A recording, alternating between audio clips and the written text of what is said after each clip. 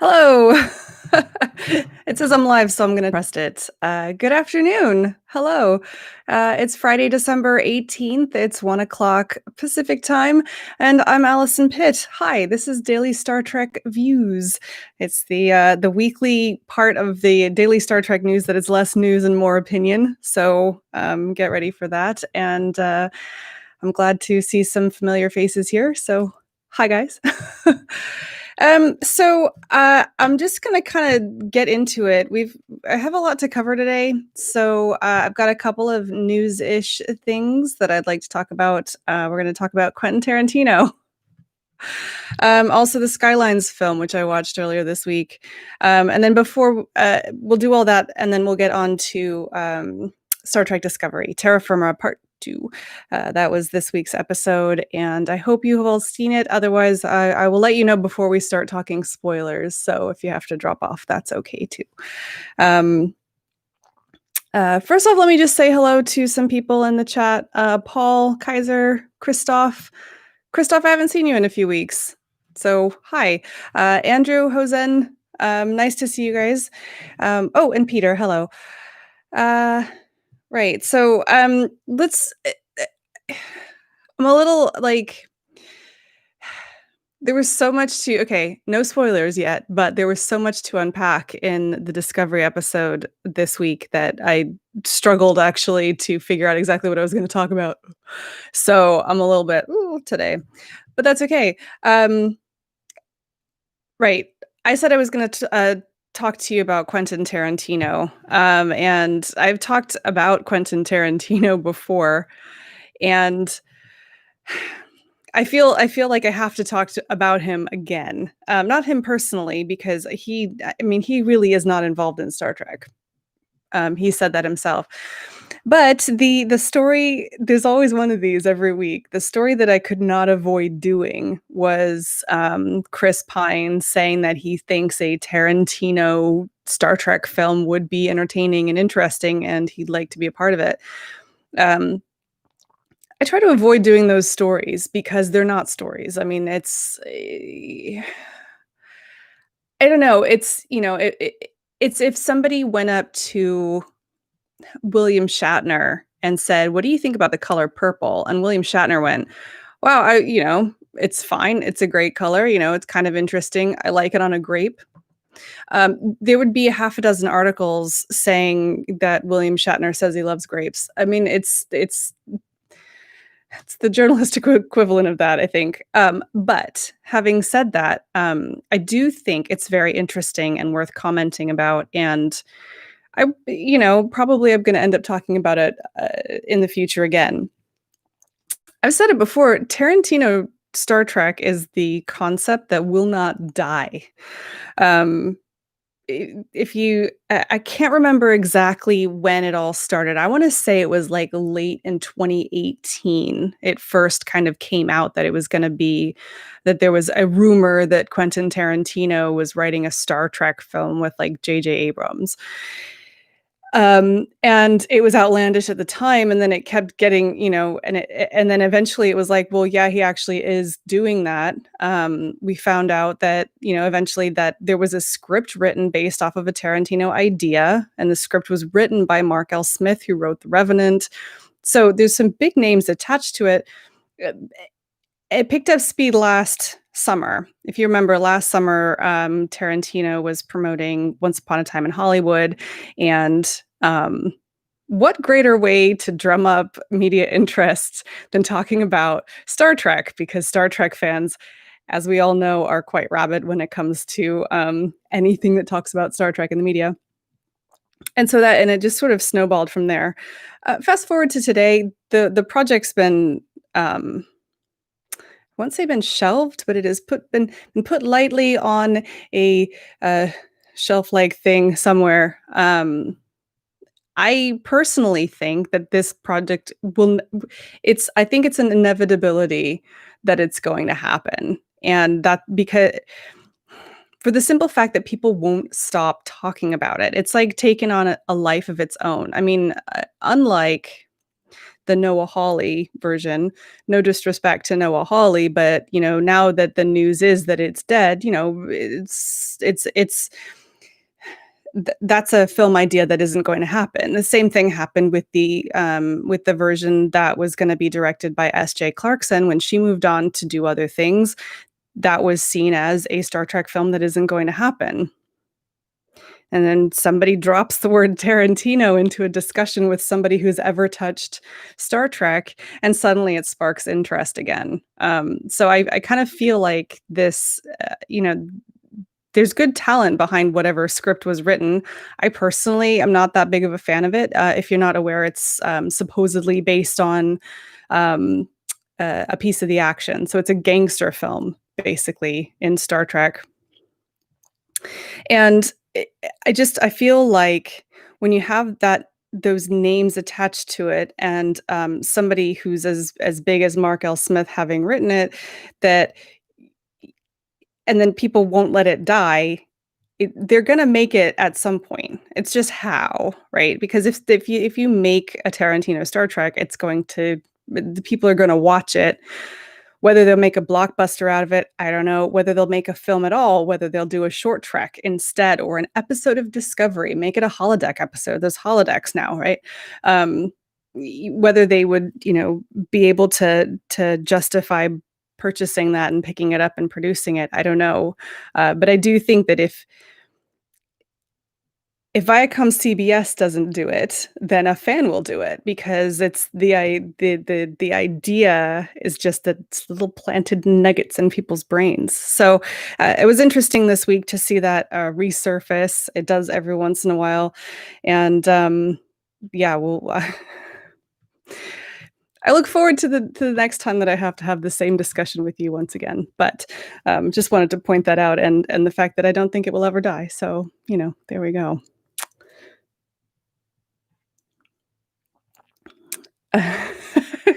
I like Andrew's title there. I don't think they usually put the MF word in the actual title of a Tarantino film, so you might be a little bit off there, but yeah. Earl Grey says Noah Hawley's film sounded better to me. Yeah, I think so too. I believe that one was the one that had something to do with like a nasty plague or something. So maybe that's maybe not the best one to have going on right now. But we'll see. I don't know. I'm not sure that now is the time for movies anyway. There's so much going on in television, and nobody's going to the movies. Might have something to do with it. Anyway, speaking of movies, that was a very smooth transition. I'm proud of me, because normally I can't do that. Speaking of movies, I wanted to just elaborate a little bit. So I talked about Skylines earlier this week. It's not Star Trek, but it does have Alexander Siddig in it. And disclaimer, the producers sent me a screener to watch, so I've seen it already. And I just want to say to everybody, go and watch it. It is out today. I'm not sure what service it's on. I don't know how much it costs. I don't know exactly the details of it. But whatever it is, it's definitely a good thing, and it's worth you watching. I am not usually it's going to sound weird. I'm not usually like a sci-fi film type of person. I know I like Star Trek, but I don't know if Star Trek isn't always what I would consider science fiction. I mean, it technically is. It's more like, whatever. We can get into that on another day. But there's kind of like a genre of science fiction films that's all sort of like big aliens and dark and scary, and a lot of those I don't find particularly appealing. And I'll be honest, when I saw the trailer for Skylines, I made fun of it a little bit, because it's like written with the 3 instead of the E, so it was like SKYLIN3S, which I found funny. And it looked pretty testosterone-y and bigger, scary aliens. I wasn't really sure what to expect. So in preparation for watching it, I watched the second one. The first one is not available for free streaming, but I watched the second one. and I really, really liked it. And it's the 3rd one, which is Skyline's one that's out today, is done by the same director, and it's a lot of the same team. Both the 2nd and 3rd one are a different team slightly than the first one was, which was way back in 2010. I was really pleasantly surprised, and I feel like the visual style is very typical. It's that sort of dark, sort of a bluish palette. They do some interesting things with color to try and delineate the sort of goodies versus baddies. If you're familiar at all with the plot, they have these aliens that they call pilots, and when they're like bad, harvesting people, they have blue eyes and they're blue and they're scary. And when they're good, they're actually red. So it's actually a really interesting use of color where they switch back and forth, and there are times when they have both going on, which is a really interesting comment and leads me into what I was gonna say, that in Skylines, you actually get a really interesting kind of, very Star Trek-y message, and I was pleasantly surprised, and I was not expecting it, and that's one of the reasons that I wanted to talk about it here, was not just because, "Ooh, they gave me a screener, so, okay, I'll do a review on it," but also because I think specifically Star Trek people will find a lot of things to chew on, in the movie, and I don't wanna spoil it, and I won't spoil it, but there was a lot of stuff that I didn't get to talk about, in my review that I wanted to kind of just mention. There are some amazing performances, but I actually, like, didn't talk about any of the men in it except for Alexander Siddig, who is kind of the headline because he's the Star Trek guy, but also, I've completely forgotten all their names. The 2 lead men in it, um, do a really great job holding it down, and playing second fiddle, to the woman characters, and I have to give a major shout out to the director of the film because they as a woman, I don't feel like I get represented very well in science fiction a lot of the time. There's a trope of what do they call it? Strong independent woman, right? There's the strong female lead. And a lot of the times when somebody talks about a strong female lead, what they're talking about is a woman behaving like a man and leading whatever film. And I don't think Rose, who is the lead character in this, was not I mean, she was a strong female lead, but she did it by being a woman. And the men were not. There was no like. It was not like macho and in competition with her. I think at the beginning there was a little bit of like, who's this girl? Because she's like tiny, but she's like super powered. But for the most part, the interplay between all these characters was extremely futuristic, egalitarian. They trusted each other. They had a very mature type of relationship that I was really pleased to see and felt very Star Trek to me. Um, I also wanted to give a shout out to they did such a good job with the um, makeup and aliens and stuff, and I can't talk too much about one of there's an alien design that is so, so cool that I thought, that was extremely evocative of what I can't do it without spoiling it, so I'm not gonna talk about it. Go watch the movie. Um, and then I'm very curious to hear, as Star Trek fans, what you think about it. One of the themes that they talked about, not that they talked about, but they kind of dealt with was compassion. So the Rose character, the lead character, is sort of a hybrid human and alien, and they kind of lead you to believe that makes her compromised because the aliens all have sort of a mind connection, like the Borg, or sort of like a hive mind thing that's going on. And so they kind of imply that leaves her compromised.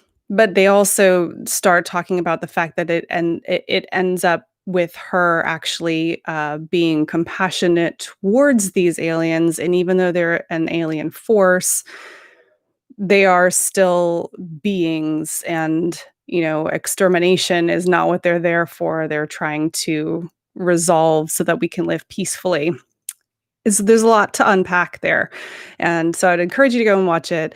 It's a very good film and it's fun. It's just, it's long. It's almost 2 hours. But it's a very easy watch. It's beautifully done, and go watch it. So there's that me rambling. Right. I'm going to take a really quick break here and just go through chat and see what people are up to. Oh my God. Okay. I have an apology to make to Andrew.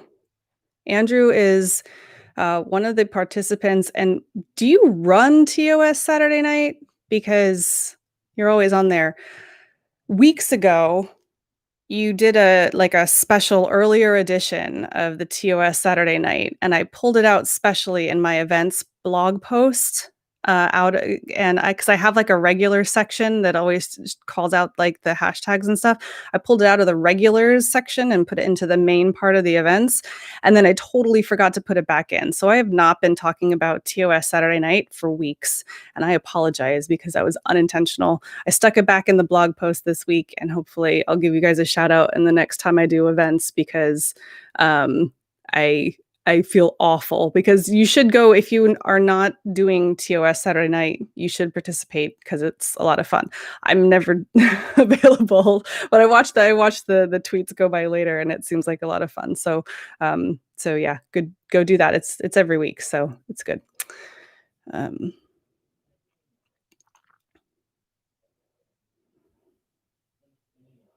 So Earl Grey Trekkies recommends The Expanse, which I did start watching The Expanse, but I couldn't follow. It was a little. I was trying to watch it like in the background while I worked, and it seems very complex in terms of the plots and the number of people. So I never quite got into it. But like my dad and my uncle are super into The Expanse, and one of these days I will get into it.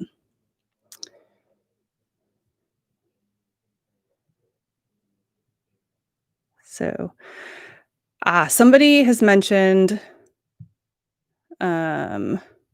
Jessie Gender, and that was one of the things that I was going to say before we move on to talking about Discovery. Go and watch Jessie Gender's holiday special. It's live today. It's an amazing, amazing video. And if you have not watched any of her videos, she is a very well-spoken individual. She tackles a lot of really interesting topics in Star Trek, and her videos are really, really well produced. And the one that she's got going on for the holiday special is called How Star Trek Failed Religious Inclusion. It's an interesting look at religion in Star Trek and how it's portrayed. And it's all set against the sort of the background of a holiday special. So it's a little bit sketches. There's some Mary Chivo turns up. I don't want to spoil it, but it's right at the beginning, so that's okay. And then we did a little skit at the end as well, and I'm in it, so you can go see. But go and check it out. Jessie Gender, that holiday special is live today, and it's a really good, fun little thing for the holidays. It's not quite an hour long, and 100% worth your time to sit down and watch. So go and do that. Yeah, it was fun. I didn't really know what a YouTube premiere was before that, and now I know. You can go and watch, the premiere of something with loads of people in the chat. It was wonderful to see the people in the chat. The women at Warp were there. Larry Nemechek was there. I saw some of you guys in there too. That was a really good, fun thing.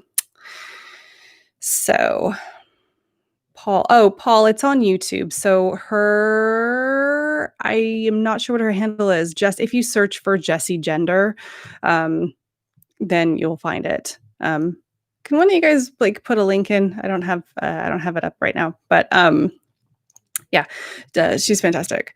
There we go. Thanks, Christoph. All right.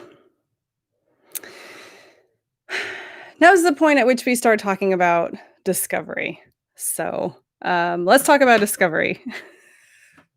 Right. So I'm going to say first off that I'm not going to talk a huge amount about the plot of this week's Star Trek Discovery is Terra Firma Part 2. So it's the second part of the Giorgio-centered two-parter that we started last week. The plot doesn't really matter. The big plot matters, but this was the second part of a two-parter that was a vehicle for getting Giorgio off the show, right? Which is something that we've been talking about for a while, because as soon as they went into the future and you're like, well, we know the Section 31 show is set in the past and Giorgio's gone to the future. At some point, we're going to have to get her out of the future into the past. And we know we couldn't take Discovery back because, well, first of all, the Red Angel suit is gone. And also then we'd risk the sphere data. So this was a two-part little fun jaunt to get Giorgio off the series. And I think personally it was hugely, hugely effective for doing that. I mean, I said vehemently on this show last week that the mirror universe is dumb. I still maintain that the mirror universe is dumb, but I do think they did a really excellent job of just giving us a really meaty, fun, dumb Star Trek episode, a pair of episodes. And I feel I made no bones about the fact that I did not like Discovery 1 and 2, just really wasn't my thing. And I feel like these two episodes, Terra Firma Parts 1 and Part 2, I'm watching Discovery hit its stride, and that it makes me so happy. It fills me with warmth inside, because I feel like I'm going to enjoy Discovery having a future now. I know they're going to have several seasons, and I haven't really been thrilled with that so far. This now is something that I'm willing to get invested in now, which is a good change. Having said that, I don't think it's the best episode of Star Trek ever. But that's not, it doesn't, but that's the thing, it doesn't have to be. There are so many Star Trek The Next Generation episodes that are just plain bad. And I'm not going to name names because every episode is somebody's favorite. So I'm okay with the fact that these were not great episodes, but they were fun, they were solid, and they did what they came there to do, which was to redeem Giorgio and get her off the show. And I think we talked last week about, should Giorgio be redeemed? How do you redeem that character who's so evil? And I think they did about what they could, which was to show that our prime universe has had a good effect on her, that she's changed, and that she has potential. She's seen the light. She's seen a better way to do things. And she's gotten some closure on her own reality that she was really like both physically, with the crazy face thing, and psychologically pulling back towards her mirror universe. She was always talking about, in my universe, we do this, where I came from, we did this, and we were like, I'd kill you again. And, she's got closure for that now, because now she knows she's had the opportunity to go back there, and she's found out that no, she wouldn't actually do those things. So I think this second part was really effective at what they were trying to do, and I'm really, really pleased at how it turned out. In terms of the overall season as well, I think this was a very effective break. So this is episodes 9 and 10. We have 3 more episodes left. So you get the one that's Christmas Eve, New Year's Eve, and then one in January. And this was a nice little breather. There was enough going on in the B plot, keeping it ticking along. And now I think we are going to expect 3 pretty intense weeks, getting to a resolution of whatever we're getting to. What I find really interesting is that I don't really know what we're getting to. And I'm okay with that. one of the things that I think tripped me up and what makes it hard for me to like seasons 1 and 2 of Discovery is that the story arc was the main plot, and it was the main plot of almost every episode. And if you didn't like that story, you had a hard time liking any of the individual episodes because they all were mainly driving that main plot. Such is not the case with season 3. There is a plot going on in the background, but the vast majority of the episodes are more or less standalone. They have their own individual plots. And then there's this sort of undercurrent B plot going down the bottom.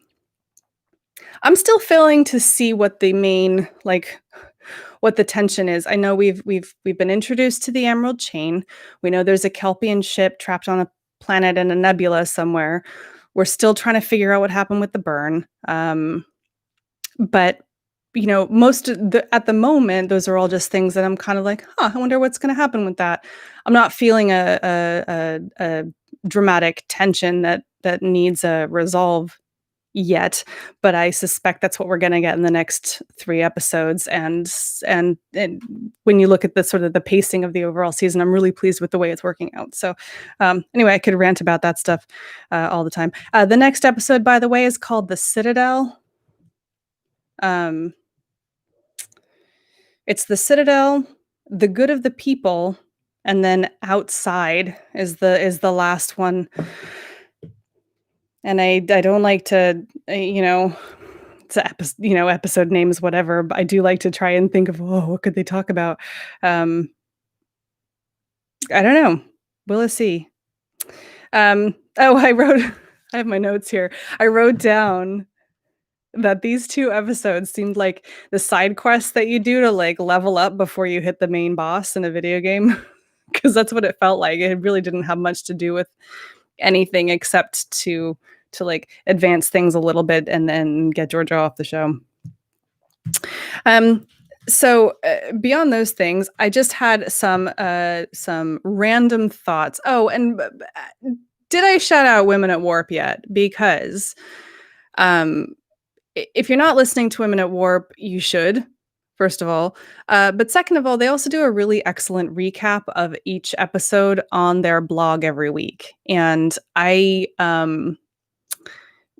depend on their recap to point out things that I just missed or to help refresh my memory, because I don't have time to watch the episode many times before I do this. I don't know if you could tell.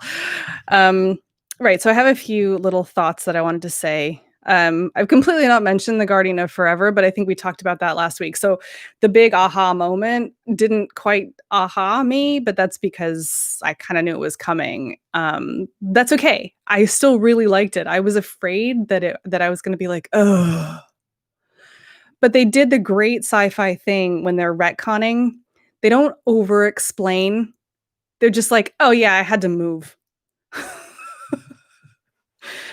So I like that's perfect. When you are blatantly retconning something, don't try to like make it complicated. Just be like, oh yeah, I had to change. It's fine. So I think they did a great job, and I love the new graphics. Paul Guilfoyle is amazing, and I loved the thing with the door exploding. That like knocked my socks off. I love that bit. Whatever. I loved the psychological stuff that they were doing between Giorgio and Mirror Burnham, in particular the Fireflies. That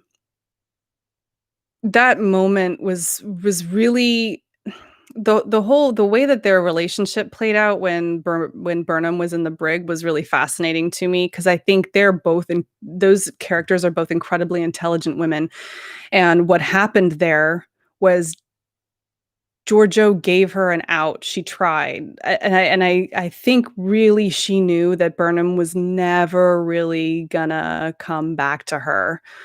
But what she gave her was an out.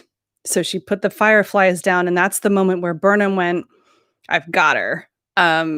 And she started eating the bread, and then she started working. And Giorgio knew that she was going to betray her. I think she wanted it not to be the case, but I really don't. I mean, she clearly never trusted her because she helped the Kelpians.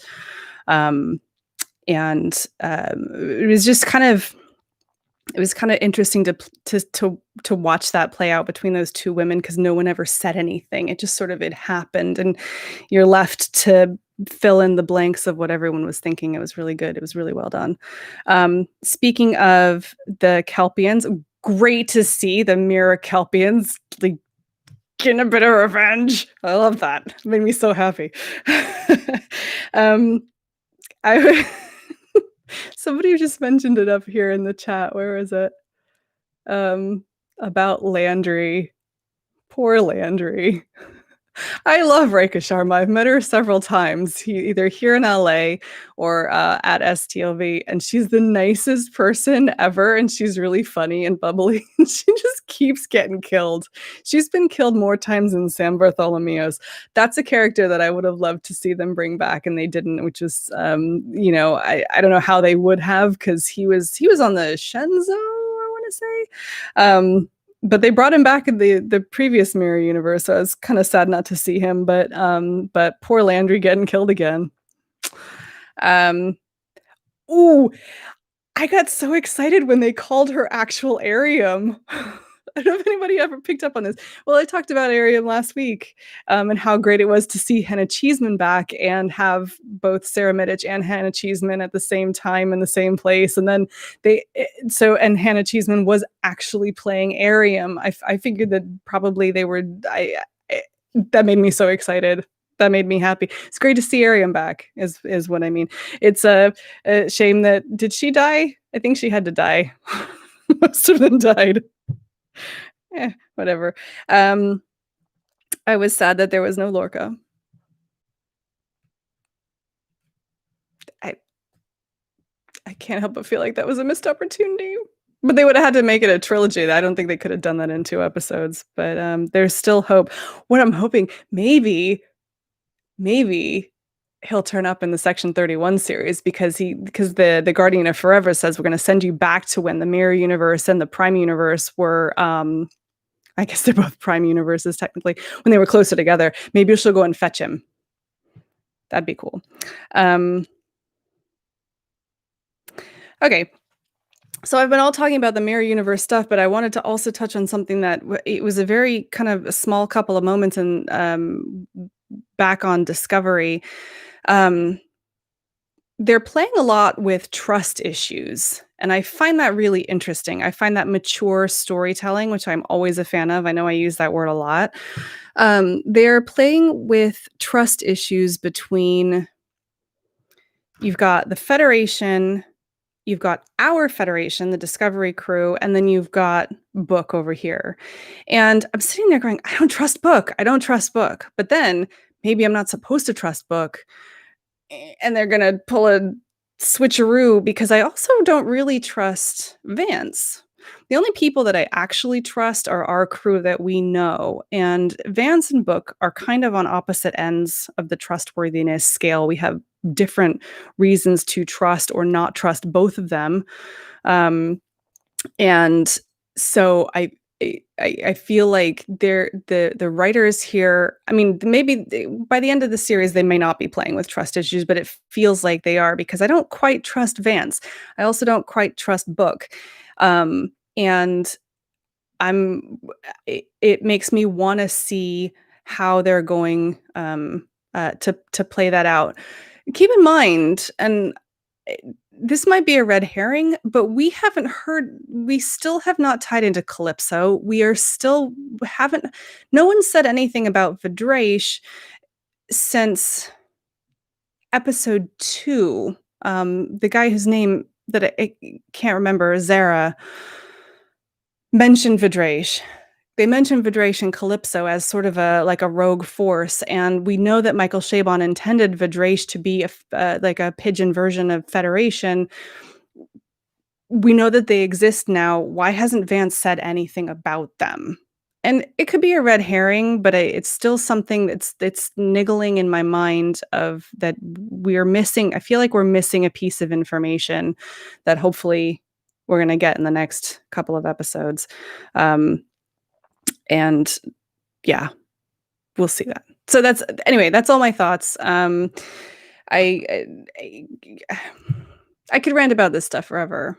I'm really glad that there's actually you guys are here to chat because otherwise it would just be me talking into the void and um Andrew and Richard point out. Okay, I'm moving on to the chat now. So let me see. Okay, I'm scrolling back. I've just seen a comment from Stress Free K. Expect Vance to be found out. Can you can you expand upon that because I don't know what you mean. It's speaking to my little conspiracy theory that maybe Vance isn't as good of a person as we think. Um, yeah, we still have the burn, we still have the emerald chain to clear up, but neither of those seem like that bad. I mean, I'm guessing because Osira was pretty pissed the last time we saw her. I'm expecting her to come back and cause trouble. But other than that, at the moment, we're just still trying to figure out the mystery, right? Um,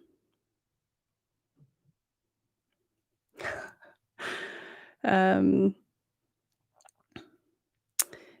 yeah, so both Richard and Andrew have talked about the voiceover in The Guardian of Forever. And, I think this is a great example of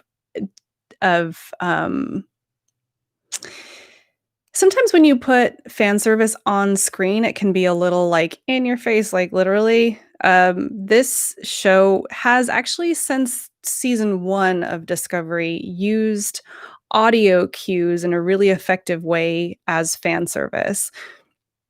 If you listen, even in the very, very early episodes of Discovery, they use canon sound effects from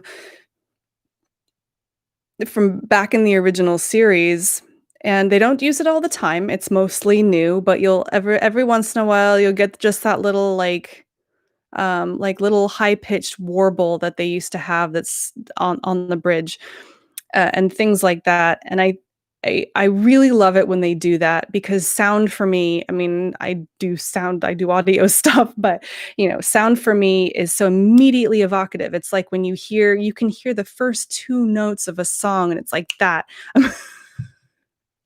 Um, I know I'm way over time, but a slight tangent. If you are running macOS Big Sur, the sound that it plays when you take a screenshot, I swear to God, is the first 2 notes of the Klingon theme in Star Trek V.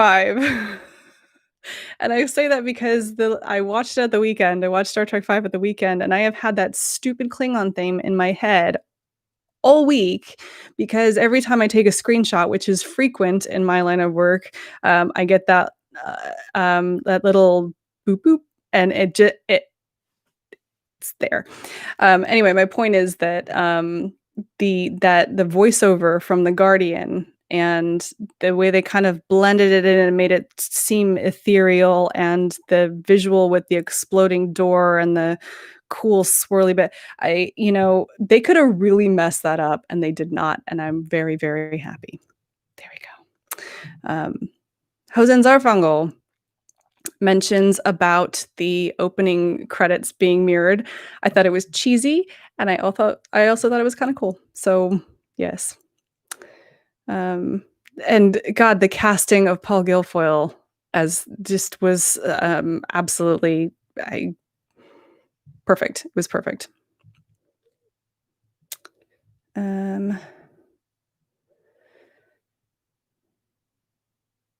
So Stress Free K brings up the point, all Book has done is keep Burnham safe for a year. What has he done not to be trustworthy? Um, so first of all, I take issue with the idea that he's kept her safe. I think Burnham has kept Burnham safe, and I think Book has come along for the ride. I genuinely think he likes her. Um, But I don't think you survive and thrive in the world of those couriers without looking after number 1. So that's what that's what he's done to not be trustworthy. And he's just a little too eager. It's possible that it's just the way he is. He's just an eager dude, I don't know, but he's just a little too eager.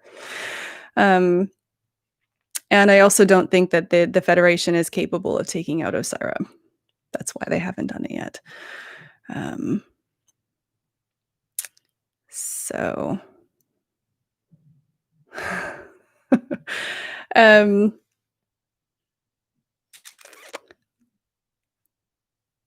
yeah, Andrew, I agree with you. The Star Trek V soundtrack is criminally underrated, some of Jerry Goldsmith's best work. I can absolutely agree with that. Because I have had that Klingon, the theme stuck in my head. I was trying to figure out which song it was. Well, it is in the song. It's a movement within a number of different tracks on that soundtrack. And I've just been listening to the soundtrack over and over again. It's a really, really, really good piece of work. It's it's a shame there were so many problems with the movie, really. But um,